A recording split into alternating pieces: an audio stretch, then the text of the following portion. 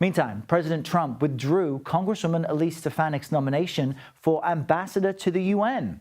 The reason? There are concerns over the razor-thin Republican majority in the House. Let's cross over now to CBS News congressional correspondent Nikole Killion, who's tracking every aspect of this for us. Nikole, great to chat with you again.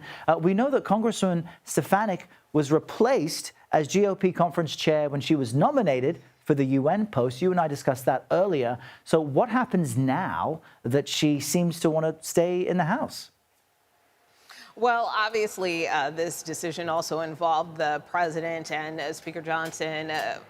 So he has indicated that he will welcome Elise Stefanik back to the House. Obviously, she never resigned her seat from Congress, but will welcome her back to GOP leadership. But to your point, the question is what role she may take, because she was previously the GOP conference chair, and that role is now occupied by Michigan Congresswoman Lisa McClain, who has indicated that she doesn't intend to resign her post. So it remains to be seen, but Stefanik did speak to what may be next for her, saying that she would remain very outspoken in Congress and remain a staunch ally of the president in the House. And on the Signal app controversy, help us understand where things are now with the potential investigation into the full text exchange and if any other messages were discussed.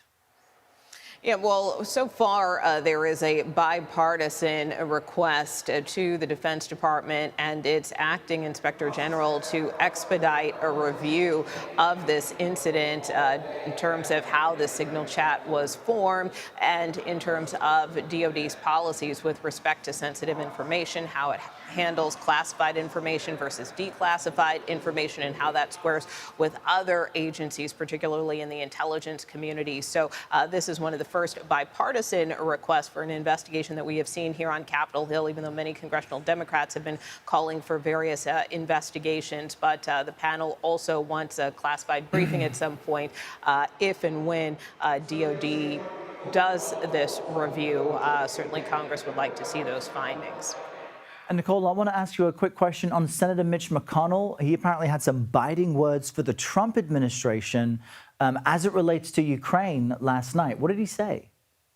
Yeah, that's right. Leader McConnell, or former Leader McConnell, received an honor last night, the Star of Ukraine Award for his support of Ukraine, in terms of defending the war-torn country. And so this was a dinner that occurred here in Washington. But he did have some pretty stern words with respect to the ongoing peace talks between the U.S., Ukraine, and Russia, basically warning of engaging, particularly Russia, which has been an adversary of the United States. And so he warned that it is almost naivete to try to engage Russia in peace talks, and that a better approach is to remain the staunch ally of Ukraine, and kind of warning not to give in with respect to these ongoing negotiations on the part of the U.S. So some very critical words, but also recognition for the Kentucky Republican for his work on Ukraine over the years. And he remains an influential voice among Republican leaders. Nikole Killion with all the latest for us from Capitol Hill. Thank you so much.